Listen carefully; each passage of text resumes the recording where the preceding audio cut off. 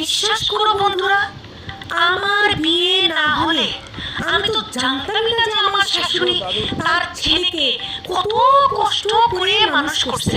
মানে প্রতিদিন আমি যে কথা শুনি যে তার ছেলেকে সে কষ্ট করে মানুষ করছে, শুনতে শুনতে শুনতে শুনতে বিশ্বাস করো আমার কানটা একদম ছালা পালা হয়ে গেছে। কত কষ্ট করে সে তার ছেলেকে মানুষ করছে।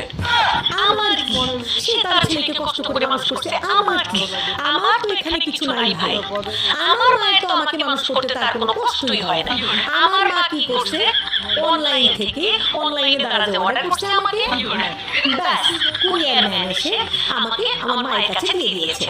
আমি ঝটপট করে হয়ে গেছি এবং আমাকে তার মানুষও করতে হয়নি, পড়ালেখাও করাতে হয়নি, কোনো কিছুই করাতে হয়নি। আমি তো এমনি এমনি হয়ে গেছি, কত সহজেই হয়ে গেছি। আমার মায়ের কোনো কষ্টই হয় না।